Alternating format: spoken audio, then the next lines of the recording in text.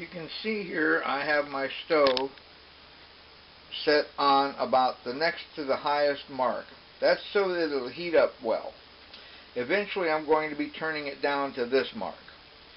The reason is because you have to adjust your heat as you cook at times. I'm going to show you today how to fry an egg. Stick around, I'll be right back as soon as the skillet heats up a little bit. Okay, here I've placed about a tablespoonful, maybe just a little bit more of butter into the skillet. It's heating up very nicely. I'm not ready to quite turn it down yet, but I wanted to make sure all the butter was melted. Okay, I really don't think it does that much good. It doesn't give you that much protection from the heat if you don't melt it completely.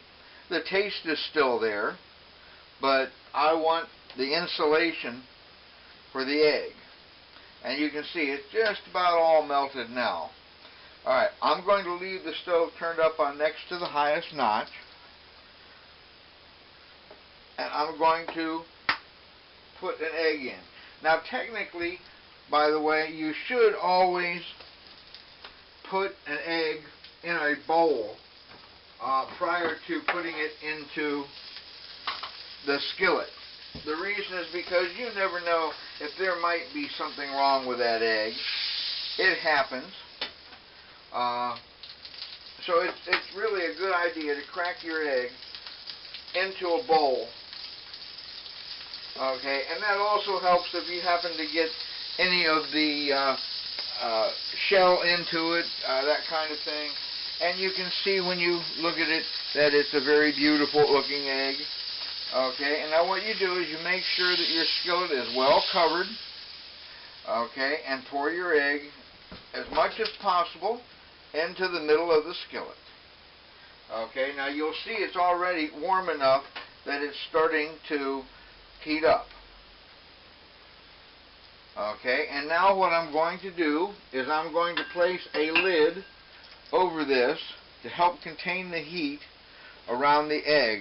That also helps cook the egg because it contains the heat which makes the egg bake somewhat.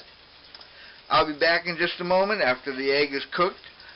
We'll see what it looks like. Okay, the egg has been cooking for about 30 seconds or so now. I've turned the temperature down. It will go down slowly, but as you can see, the egg is cooking very nicely. It will have to be flipped for a sunny side up egg, or a you don't have to flip it, but if you want an egg over easy, which is the typical order of most people if they go to a restaurant, is an over easy egg. Most people really don't want that yellow looking back at them in the face, and they also believe that maybe it hasn't been cooked well. I think that's a matter of choice, but I like mine over easy. And although the white has started to coat pretty good, okay, I'm going to take my flipper, okay, gently get underneath it so that it is loosened from the skillet. And now I'm going to take it like this and go and flip my egg. And that's how you flip an egg. You shake it away from you and then pull it back towards you. You don't have to be real hard with it.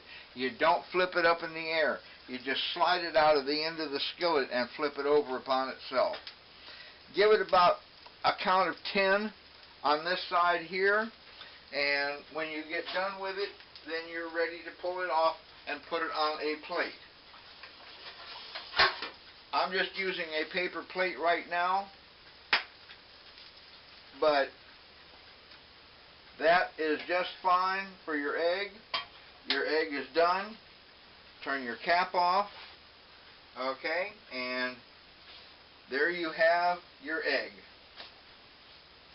And isn't it beautiful?